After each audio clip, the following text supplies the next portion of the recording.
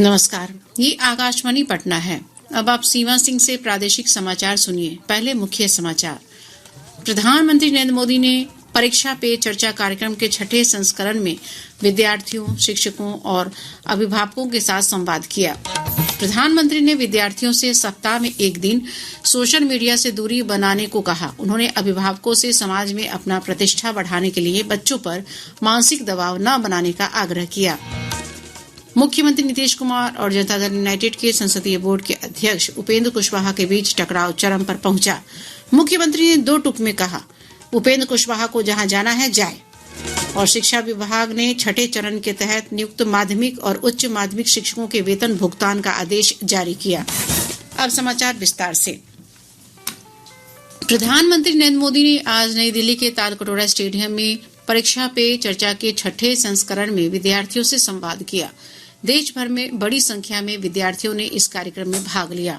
इस अवसर पर प्रधानमंत्री ने कहा कि परीक्षा पे चर्चा उनकी भी परीक्षा है, क्योंकि विद्यार्थी सामने प्रश्न पूछकर उनकी परीक्षा लेते हैं। श्री मोदी ने कहा कि वे हमेशा विद्यार्थियों के प्रश्नों का जवाब देकर प्रसन्नता महसूस करते हैं। तनाव रहित परीक्षा देने और अभिभावकों की अपेक्षाओं से संबंधित एक प्रश्न पर श्री मोदी ने कहा कि बच्चों से अपेक्षा रखना गलत नहीं है, लेकिन समाज में अपनी प्रतिष्ठा बढ़ाने के लिए बच्चों पर दबाव डालना सही नहीं है। प्रधानमंत्री ने कहा कि विद्यार्थियों को अपनी दृढ़ इच्छा और शक्ति को अभिभावकों की अपेक्षा के अनुरूप करना चाहिए। उन्होंने कहा कि अपेक्षाओं को पूरा करने के लिए अपना ध्यान पढ़ाई पर केंद्रित करना आवश्यक है। अगर परिवार के लोगों के आपसे बहुत अपेक्षाएं होना बहुत स्वाभाविक है और उसमें कुछ गलत भी नहीं है, लेकिन अगर परिवार के लोग अपेक्षाएं सोशल स्टेटस के कारण कर रहे हैं तो वो चिंता का विषय है। उनका सोशल स्टेटस का उन पर इतना दबाव होता है, उनके मन पे इतना प्रभाव होता है कि उनको लगता है कि जब सोसाइटी में जाएंगे तो बच्चों के लिए क्या बताएंगे। समाज जीवन में ये सहज प्रवृत्ति बनी हुई है। विभिन्न कार्यों को एक साथ पूरा करने और कुशल समय प्रबंधन पर प्रधानमंत्री ने विभिन्न विषयों के अध्ययन पर पर्याप्त समय देने के लिए सूक्ष्म प्रबंधन तकनीक अपनाने का मंत्र दिया। कभी कभी तो लगता है कि आप अपने से भी ज्यादा गैजेट्स को ज्यादा स्मार्ट मान लेते हैं और गलती वहीं से शुरू हो जाती है।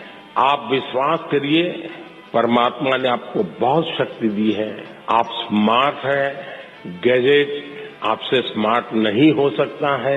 आपकी जितनी स्मार्टनेस ज्यादा होगी उतना गैजेट का सही उपयोग आप कर पाएंगे। वो एक इंस्ट्रूमेंट है जो आपकी गति में नई तेजी लाता है। ये अगर हमारी सोच बनी रही तो मैं समझता हूँ शायद आप उससे छुटकारा पाएंगे। श्री मोदी ने कहा कि विद्यार्थियों को अपने मनपसंद विषयों पर अधिक समय देना चाहिए। उन्होंने सुझाव दिया कि वे पढ़ते समय ऐसे विषयों को प्राथमिकता दें ताकि कठिन विषयों में उनकी रुचि बढ़े। जब फ्रेश माइंड है तब जो सबसे कम पसंद विषय है, आपको सबसे ज्यादा कठिन लगता है, तय कीजिए पहली 30 मिनट इसको, फिर एक पसंदगी वाला विषय है 20 मिनट उसको, फिर थोड़ा कम पसंद वाला 30 मिनट उसको। आप ऐसा स्लैब बनाइए तो आपको रिलैक्सेशन भी मिलेगा और आपको धीरे धीरे उन विषयों पर रुचि बढ़ेगी जो आप नॉर्मली टालते हैं। प्रधानमंत्री ने विद्यार्थियों को भी सुझाव दिया कि वे अपना काम शुरू करने से पहले बुद्धिमत्ता का उपयोग करें और स्वयं का सही मूल्यांकन करें। उन्होंने कहा कि विद्यार्थियों को अपनी क्षमता जाननी चाहिए और वे इसके बाद अपनी ऊर्जा को दिशा दें। उन्होंने विद्यार्थियों को असाधारण नहीं होने के कारण उन पर दबाव नहीं दिया जाना चाहिए। श्री मोदी ने कहा कि यदि कोई विद्यार्थी औसत दर्जे का है तो उसमें कुछ न कुछ असाधारण हो सकता है। प्रधानमंत्री ने मोबाइल फोन, वीडियो गेम जैसे गैजेट्स के इस्तेमाल पर चिंता व्यक्त करते हुए कहा कि भारत में लोग औसतन 6 घंटे स्क्रीन पर रहते हैं और यह बड़ी चिंता का विषय है। उन्होंने कहा कि इनके हानिकारक प्रभाव से बचने के लिए नो टेक्नोलॉजी जोन घर में बनाया जाना चाहिए। कार्यक्रम शुरू होने से पहले शिक्षा मंत्री धर्मेंद्र प्रधान ने कहा कि परीक्षा पे चर्चा एक जन आंदोलन बन गया है। उन्होंने कहा कि प्रधानमंत्री विद्यार्थियों, अभिभावकों और अध्यापकों के समक्ष आने वाली चुनौतियों को समझते हैं और उन्हें इनसे निपटने की सलाह देते हैं। श्री प्रधान ने कहा कि राष्ट्रीय शिक्षा नीति और एग्जाम वॉरियर विद्यार्थियों को 21 शताब्दी के लिए तैयार कर रहे हैं। हमारे संवाददाता ने बताया है कि बिहार में भी कई स्थानों पर बड़े टीवी स्क्रीन लगाकर परीक्षा पे चर्चा कार्यक्रम का प्रसारण किया गया। केंद्रीय और नवोदय विद्यालयों के साथ साथ विभिन्न स्कूलों के विद्यार्थियों, शिक्षकों और अभिभावकों ने इसमें भाग लिया। विद्यार्थियों ने परीक्षा पे चर्चा कार्यक्रम सुनने के बाद अपने अपने अनुभव साझा किए। नवोदय विद्यालय कटिहार के छात्र मुनीब अख्तर ने कहा कि आज के कार्यक्रम से उन्हें बहुत सीख मिली है जो आगे भी काम आएगी। ये हमारा पहला बोर्ड होगा क्योंकि कोरोना के चलते हमारा बोर्ड जो 10th का बोर्ड था वो कैंसिल हो गया था, तो थोड़ा बहुत डर तो बना रहता है कि पहला बोर्ड है, कैसा होगा, नहीं होगा, वहाँ पे क्या होगा। तो हम लोग बहुत उत्साहित हैं, इनसे मोटिवेट होते हैं माननीय प्रधानमंत्री जी से। उनका जो मूल मंत्र है 25, उनसे भी बहुत प्रेरित होते हैं। वहीं केंद्रीय विद्यालय जमालपुर मुंगेर के विद्यार्थियों ने कहा कि परीक्षा पे चर्चा कार्यक्रम में प्रधानमंत्री द्वारा दिए गए सुझावों का वे जीवन में अमल लाने का प्रयास करेंगे। संचिता कुमारी, कक्षा 11वीं की छात्र।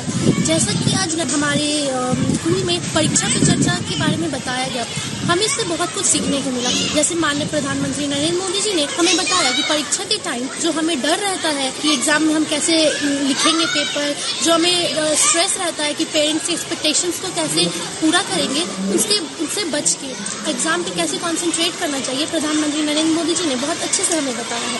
और उन्होंने बताया है कि हमें स्मार्ट वर्क और हार्ड वर्क दोनों ही आने चाहिए, क्योंकि जो हार्ड वर्क करे वो हम स्मार्टली करें। मेरा नाम आकाश, मैं कक्षा 11वीं बाव का छात्र हूँ, केंद्रीय विद्यालय जमालपुर से। माननीय प्रधानमंत्री मोदी जी के द्वारा परीक्षा में चर्चा के द्वारा बताया गया है कि एग्जाम के विषय में हमें डरना नहीं चाहिए, उसका हमें डट के सामना करना चाहिए। प्रधानमंत्री जी के द्वारा ये भी हमें बताया गया है कि परीक्षा को हम लोग को अच्छी दृष्टि से देखना चाहिए। ये जीवन के लिए एक महत्वपूर्ण चीज है। अगर हम लोग परीक्षा में से डरेंगे तो आगे जीवन में हमें बहुत कठिनाइयां आ सकती है। अगला समाचार इस छोटे से अंतराल के बाद।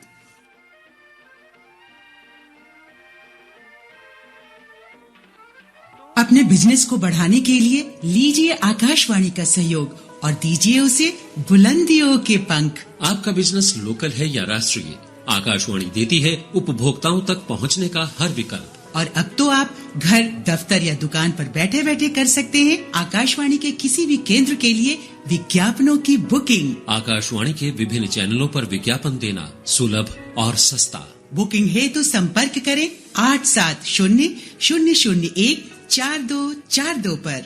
8700014242।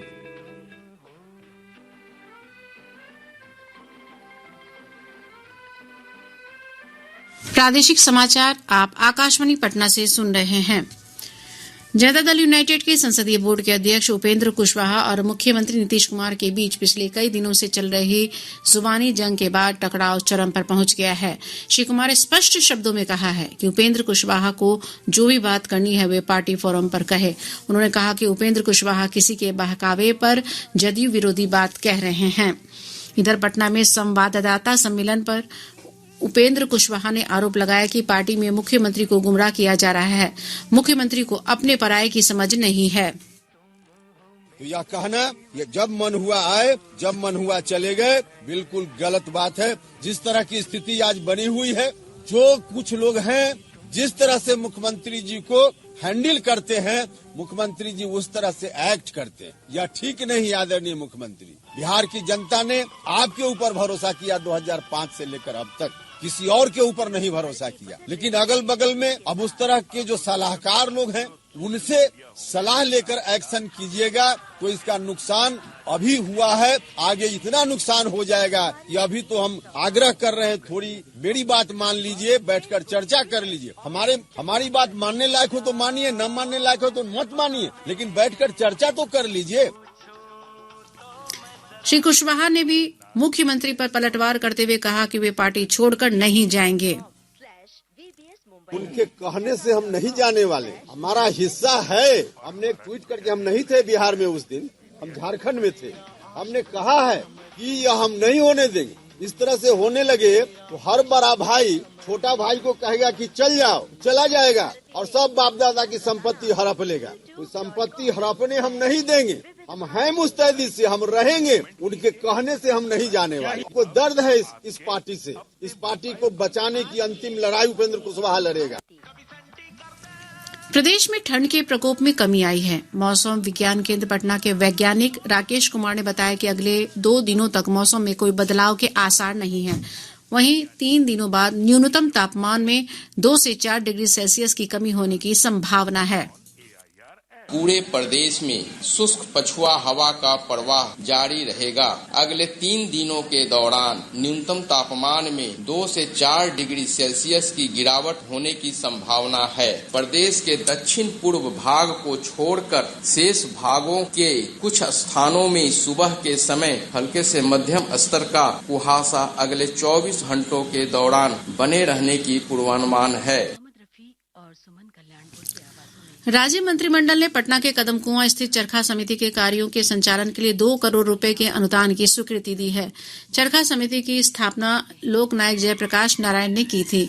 मुख्यमंत्री नीतीश कुमार की अध्यक्षता में हुई मंत्रिमंडल की बैठक में 21 प्रस्तावों को स्वीकृति दी गई।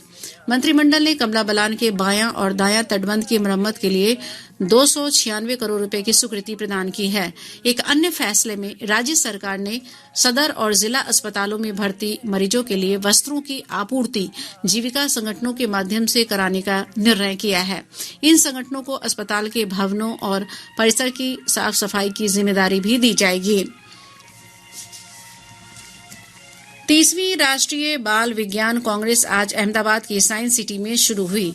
यह सम्मेलन 31 जनवरी तक चलेगा। इसमें बिहार सहित देश भर के बाल वैज्ञानिकों, जाने माने शिक्षकों, मूल्यांकनकर्ताओं और सरकारी अधिकारियों सहित 1400 से अधिक प्रतिनिधि भाग ले रहे हैं। इस कार्यक्रम में 850 से अधिक छात्र अपनी अनूठी परियोजनाओं का प्रदर्शन करेंगे। राज्य सरकार ने बिहार के सरकारी अस्पतालों में दवा की आपूर्ति करने वाली 5 दवा कंपनियों को काली सूची में डाल दिया है। राज्य स्वास्थ्य समिति से प्राप्त जानकारी के अनुसार संबंधित कंपनियों ने समय पर दवाओं की आपूर्ति नहीं की थी, जिसके बाद यह कदम उठाया गया।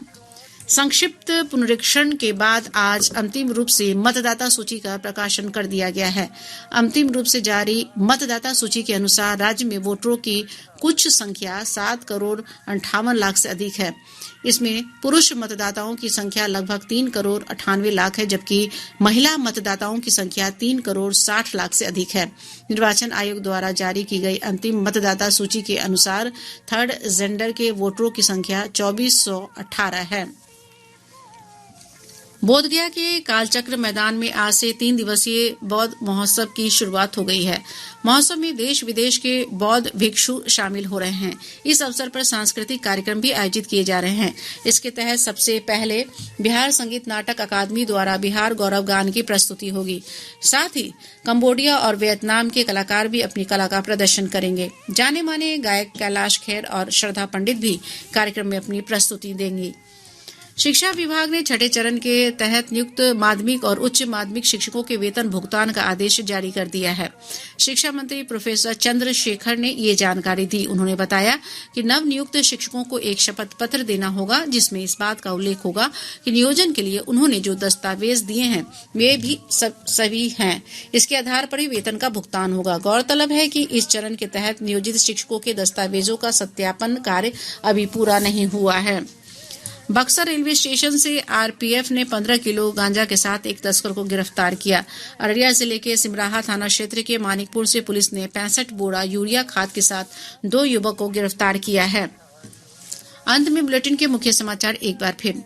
प्रधानमंत्री नरेंद्र मोदी ने परीक्षा पे चर्चा कार्यक्रम के छठे संस्करण में विद्यार्थियों, शिक्षकों और अभिभावकों के साथ संवाद किया।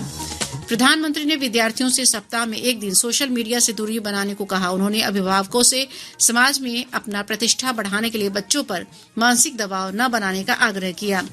मुख्यमंत्री नीतीश कुमार और जनता दल यूनाइटेड के संसदीय बोर्ड के अध्यक्ष उपेंद्र कुशवाहा के बीच टकराव चरम पर पहुंचा। मुख्यमंत्री ने 2 टूक कहा, उपेंद्र कुशवाहा को जहां जाना है जाए। और शिक्षा विभाग ने छठे चरण के तहत नियुक्त माध्यमिक और उच्च माध्यमिक शिक्षकों के वेतन भुगतान का आदेश जारी किया। इसके साथ ही आकाशवाणी पटना से प्रसारित प्रादेशिक समाचार का ये अंक समाप्त हुआ।